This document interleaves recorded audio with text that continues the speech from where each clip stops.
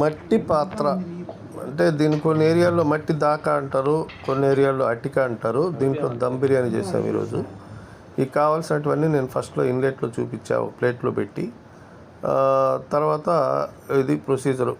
Onions ఇవన్నీ కూడా బిర్యానీ వస్తువులు. ఆ బిర్యానీ వస్తువులు కూడా చూస్తేనే మీకు అర్థమైపోద్ది ఏమేమి వస్తువులు ఉన్నాయి అని. ఇప్పుడు వేసిన కాయ జాజికాయ. సో ఇవన్నీ కూడా వేసేసుకొని బాగా ప్రొసీజర్ సేమ్. ఇంకా ప్రొసీజర్ గురించి ఎంత మాట్లాడకుండా బోరు కొట్టడం తప్ప ఇంకోటి ఉండదు.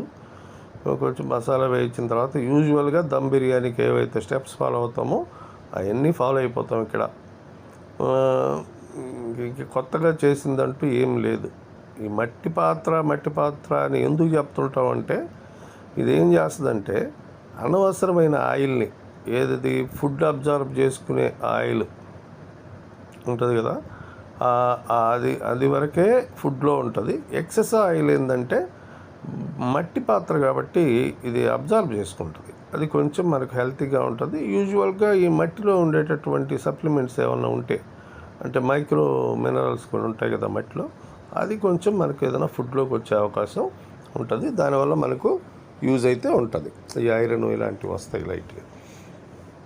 ఇప్పుడు చికెన్ వేసి ఉప్పు కూడా తగినంత వేసి, నీళ్లు కూడా తగినన్ని నీళ్లు పోసి, ఇంకా బాగా ఈ నీళ్ళన్నీ పోయేదాకా, అంటే ముందు మనం వేసాం కదా ఆయిల్, ఆ ఆయిల్ మళ్ళీ మనకు కనిపించాలన్నమాట. ఆ విధంగా ఉడికిచ్చాం. ఇంకా ధనియాలు వేయించి పొడి చేస్తాం కాబట్టి ఎప్పుడైనా వేసుకోవచ్చు. కారపొడి,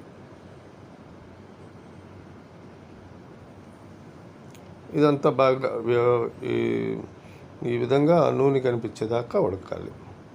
ఉడికిన తర్వాత బాస్మతి బియ్యం మనం చికెన్ని బట్టి, యూజువల్గా అయితే 1/2 కేజీ చికెన్కి 2 కప్పులు తలకొట్టి తీసుకుంటే సరిపోతుంది. నీళ్ళ కొలతలు వచ్చేసి కప్పుకి 2 కప్పులు. అంటే మేము 2 కప్పులు బియ్యం తీసుకున్నాం, ఇక్కడ 4 కప్పులు నీళ్ళు పోసాం. ఇలా పోసిన తర్వాత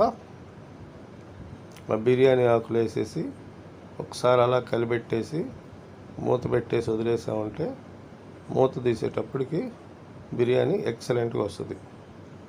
ఇది మేము ఫస్ట్ టైం చేయడము. ఎలా వస్తుందో అనుకున్నాం, చాలా బాగా వచ్చింది. టేస్ట్ కూడా బాగుంది. మీరు కూడా ట్రై చేయండి. Thank you.